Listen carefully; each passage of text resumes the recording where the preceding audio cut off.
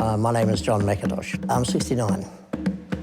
The reason I have a walking stick is that my disability is scoliosis, which is a curvature of the spine. Okay, can I make the font a little bigger? I don't know that I can make it any bigger than that. Let's have a look. Okay, what was it like for people with curvature of the spine back in your day? The doctor said to my parents, put him in an institution and come back and get him when he's 18 years of age. Now, I was very lucky my parents didn't want to do that, and so went to a so-called normal school. And but the unfortunate part was that the school had no facilities whatsoever. Back then in the 40s, that was a lot of people with disabilities were kept out of sight, out of the way, out of the public's eye. And then that started to change at the end of the Second World War, when a lot of people came back from war injured. So what ways does scoliosis affect you? In the early days, it affected me because my spine was curved.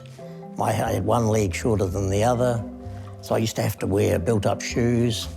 When I was born, my feet were facing backwards. All the muscles on my left side of my body were very tight, to the point where my lung on my left side never developed at all. When you were little, what did you want to be when you grew up? I had a burning desire to be accepted by other people when I was little, and I guess that was because I was different. What did you think of your appearance when you were younger? I used to loathe walking past shop windows because I could see my own reflection, and I'd see this disabled person walking along, and I didn't like it. Well, actually, my parents got me over it, actually, and that's by getting me into music. The biggest thing that got me over my disability or the way I looked was performing on stage in front of crowds of people, because there's nowhere to hide. Okay, what do you think made your wife fall for you? She always thought I was a bit of a hard case. She always thought I was nice looking. And my disability never, ever came into question. What do you do for a job? Over the years, I've been CEO of a company. I've been head of laboratories. My background is in technical things. Good question.